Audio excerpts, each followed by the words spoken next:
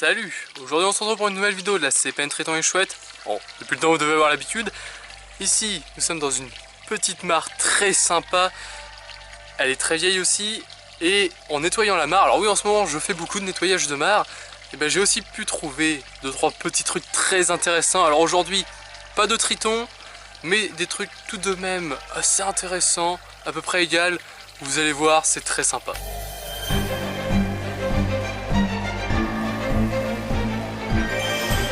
Donc quand j'ai nettoyé la mare, donc il y avait beaucoup de plantes, il y avait beaucoup plus d'iris, de roseaux, les nénuphars par contre j'ai pas touché. Là on peut voir les élodées et tout ça était recouvert de plantes, donc des plantes comme ici, de la prêle et de la menthe aquatique. Et la menthe aquatique elle est jusqu'au milieu et il y en a eu plein partout. Donc j'ai enlevé tout ça, ça m'a pris un petit peu de temps mais c'était tout de même assez sympa. Et en enlevant les plantes, donc je m'appuyais au fond une main au fond de la mare et pour attraper au loin les plantes, j'ai senti sous ma main quelque chose. Alors au début j'ai cru que c'était un poisson, mais c'était beaucoup trop petit et ça n'avait pas, enfin en tout cas la peau n'avait pas la même texture que la peau d'un poisson. Et donc en soulevant ma main, j'ai découvert une larve de libellule. Donc celle-là est de type Aeschn. Et ce n'est pas tout. Donc je me suis dit, s'il y en a une, il doit forcément en avoir d'autres. Donc j'ai pris l'épuisette, bon j'ai nettoyé, j'ai enlevé les feuilles, les bouts de plantes qui flottaient.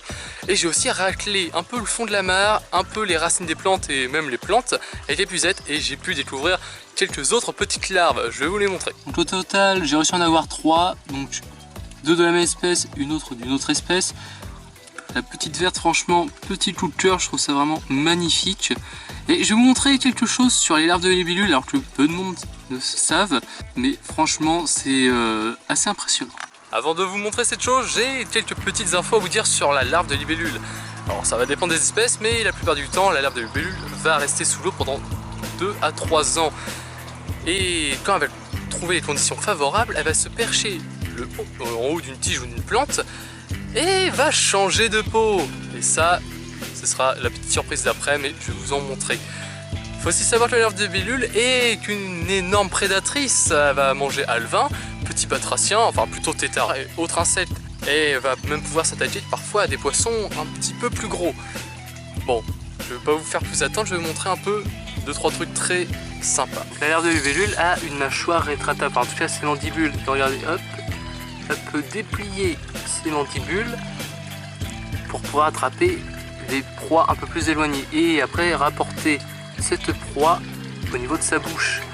Et donc ce système a inspiré les auteurs de Predator. Donc une fois que la larve de libellule au bout de 2-3 ans trouve des conditions favorables, elle va se percher en haut d'une tige et va changer de peau. Donc comme ici. Donc ça s'appelle une exuvie, hein. Là bien sûr il n'y a plus rien, il reste que la peau. Alors la larve de libellule pendant quelques heures va rester ici et petit à petit elle va sortir par le thorax en dessous. Donc la libellule avec on va dire des ailes va commencer à en sortir. Et bon, elle va attendre plusieurs heures avant de pouvoir s'envoler et une fois envolée elle aura laissé son ancienne peau juste ici. Alors souvent quand vous en trouvez une, il y en a pas très loin. Donc ici une autre. Donc ils appartenaient tous là à la même espèce. Et il y en a encore une autre juste ici. Donc c'est vraiment très sympa. Donc là vous pouvez le collecter hein, parce que une fois que la libellule est partie, elle laisse son ancienne peau. Et son ancienne peau avec le vent et l'eau va petit à petit disparaître. Donc vous pouvez les garder. Petite précision, lorsque la larve aquatique va se métamorphoser, sa dernière mue va s'appeler la mue imaginale. C'est comme imaginable, mais sans le B. Et regardez, pendant que j'étais en train de faire cette vidéo, une petite grenouille rousse s'est mise juste là. Elle doit se demander, mais qu'est-ce qu'il est en train de faire ici celui-là?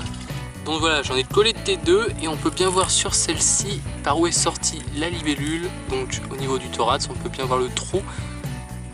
Voilà.